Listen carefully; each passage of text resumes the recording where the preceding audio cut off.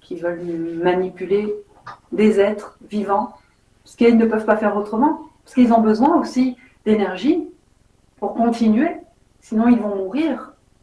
Donc les entités du plan astral, y compris du plan spirituel, parce que les deux plans sont interpénétrés. Il y a de l'astral dans le spirituel. Spirituel, c'est que de la mémoire. Parce qu'il y a eu la descente de l'homme à partir du plan de la pure lumière. Il est descendu dans le plan de l'éther et dans le plan de l'esprit et dans le plan de l'ego et dans le plan de l'astral. Ça a été long, hein. Ça a été très long. Il y a eu beaucoup de cycles, ce qu'on appelle les races qui nous ont précédés. Et au niveau des pôles magnétiques, la version des pôles. Oui.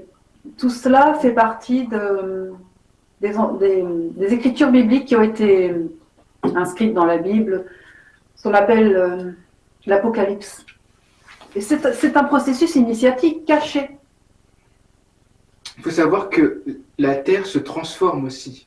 À chaque cycle, la Terre se transforme et se transformera encore à chaque arrivée d'une nouvelle race.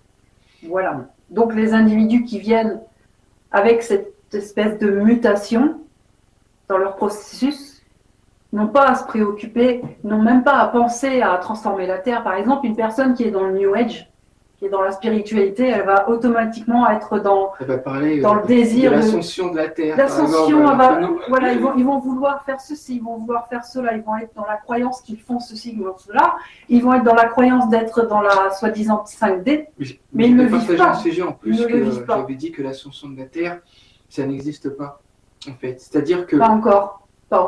C'est pas vraiment ce qu'ils pensent, en fait, qu'on va passer de la 5D... C'est plus vaste que ça. C'est plus vaste que ça.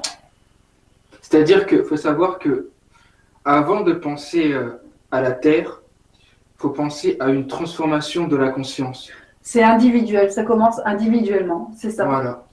Et c'est les êtres humains qui sont en processus d'individuation, qui passent par ce processus de conscientisation jusqu'à l'atome, jusqu'au plan atomique, c'est-à-dire ce qu'on appelle l'enfer, c'est l'atome inconscient, la conscience du plan atomique, qui devient conscient par la pénétration de l'esprit jusque-là, jusqu'à ce palier. Et le processus, cette alchimie de la Terre se fait par des êtres qui ont ce mandat à travers leur processus interne. Ça changera de forme quand la Terre aussi changera de forme. Là, ça deviendra vraiment collectif. Actuellement, on le vit individuellement, parce que petit à petit, il y a besoin de personnes qui le vivent individuellement pour ouvrir le canal, en fait. Ça ouvre des portails, ça ouvre des passages. D'où que l'initiation des personnes, au fur et à mesure, sera de moins en moins souffrante. Parce que la mémoire, la charge planétaire sera de plus en plus épurée de par les initiés qui viennent faire cette épuration. Mais à un moment donné, la Terre entière, la conscience planétaire basculera et se retrouvera sur l'autre plan d'un seul coup et vivra son apocalypse et sa propre mort. Le mental cellulaire. Parce que l'éther, en fait, c'est le mental fusionné aux cellules. Et là, il n'y a plus de corps subtils. Ils sont tous pris comme un sandwich. Les corps subtils sont fusionnés. Les gens, mais c'est d'abord une transformation au niveau de la conscience. Au niveau de la conscience, au niveau des corps subtils, parce que tout ça, ce sont des véhicules de la conscience, les corps subtils. La conscience est sans arrêt ballottée à travers les différents corps subtils, d'où que l'individu est rarement dans un état stable. L'individu est sans arrêt dans une réalité alternative. Tantôt il est dans son intellect, dans son mental inférieur, et tantôt il est dans son mental supérieur, et tantôt il est centré à son esprit. Mais avant qu'un individu soit centré à son esprit, il est dans des réalités alternatives. Tu vois ce que je veux dire? Donc, finalement, l'ascension de la Terre, il faut voir ça en termes d'énergie et de fréquence, pas en termes d'une transformation collective visible. Plus tard. Ouais, plus tard, mais ça, c'est pas pour. À la fin de la 7e race. Ouais. La 7e race, en elle-même, devra traverser ces 7 racines, en sachant que chaque race racine doit comporter 7 sous-races, et ainsi de suite. Donc tout est septuple, tout est septuple. Mais la fin de l'âme planétaire, ça signifie la fin de la division dans l'être. Parce que les corps subtils sont malgré tout divisés. Parce que la 7e race ne connaîtra pas la mort et la maladie. Il ne connaîtra pas la mort et la maladie. Il y aura de nouvelles propriétés physiques, physiologiques. La souffrance, la mort, la maladie n'existent pas. Et nous aurions aussi un nouveau corps. Pas un corps de carbone, mais un corps, on peut dire, un corps immortel. Un corps immortel qui est emprunté du moule, du corps de carbone. C'est un moulage, mais c'est une matière éthérique. C'est quand même une matière, c'est quand même une forme qui est éthérique, mais qui n'est pas corruptible, qui n'a pas les propriétés de putréfaction, de destruction cellulaire, et qu'on la connaît. Qui est une forme aussi de manipulation. La paralysie du sommeil, c'est une forme de manipulation. Oui, parce que c'est les entités qui c'est des entités, nous illusionnent. Il y a quelque chose dans l'astral qui va figer l'individu pour qu'il se fasse mieux pénétrer par les forces qui le manipulent. Et souvent, ces entités-là utilisent les âmes naïves, parce que c'est souvent les enfants qui ont aussi ce type d'expérience. Les enfants ou les personnes qui ne sont pas conscientes, ou les pattes inconsciemment aussi, les pattes inconsciemment, les personnes qui ont eu des traumatismes, tout à fait. Et en ce qui concerne le domaine extraterrestre, c'est ça qui me vient également, il y a les extraterrestres que j'appelle les extraterrestres du plan astral, qui sont des extraterrestres déchus, involutifs, qui vont faire toutes sortes d'expériences. Trinity a vécu ça pendant plusieurs années, avec des êtres extraterrestres. Et il y a les extraterrestres positifs, les extraterrestres de la lumière, mais il ne faut même pas se fier à cela non plus. La plupart des extraterrestres sont des scientifiques, des ingénieurs qui s'intéressent à l'ADN humain. Oui. Ils s'intéressent au niveau en termes d'expérience, c'est-à-dire que leur but, parfois, il y a des entités dans la polarité négative et positive, mais il y en a qui s'intéressent pour modifier l'ADN des êtres humains, pour faire des expériences, souvent. Alors, l'ajusteur de pensée, c'est pas un extraterrestre, c'est un intraterrestre. Il se trouve au centre de l'être, dans une conscience planétaire à laquelle sa propre réflexion humaine. Tu disais ? Tu parlais de l'ajusteur de pensée. Oui. C'est plutôt un intraterrestre, dans le sens qu'il a été créé, il est issu à partir de sa propre planète initiale. Et c'est une planète qui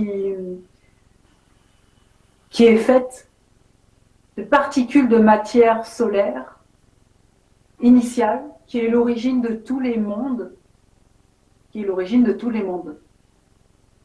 Et c'est également ce que l'on appelle l'ajusteur de pensée.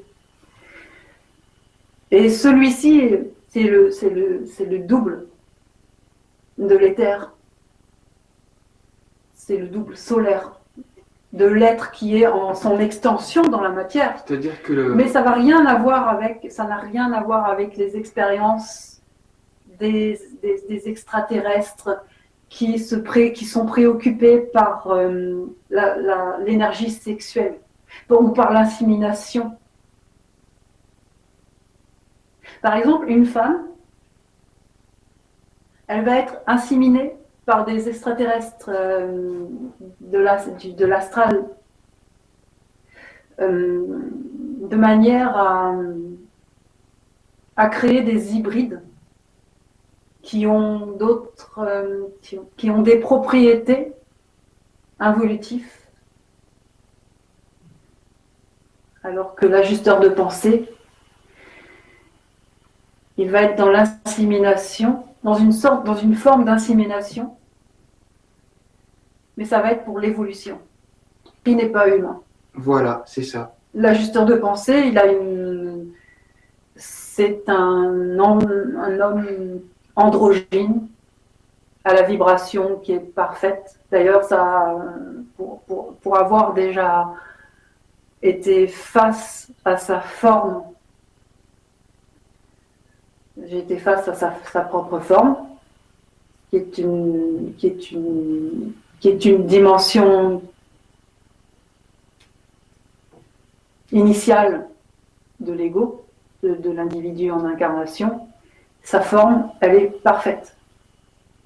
D'où le fait qu'il n'a jamais connu d'incarnation, il n'a jamais connu la condition terrestre, la condition humaine, vu en fait qu'il est parfait.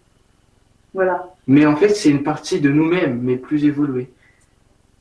Nous sommes sa propre création, en quelque sorte. C'est pour ça qu'avec l'ajusteur de pensée, il n'y aura jamais d'insémination à l'insu d'une femme. Une femme ne va jamais se faire inséminer par l'ajusteur de pensée.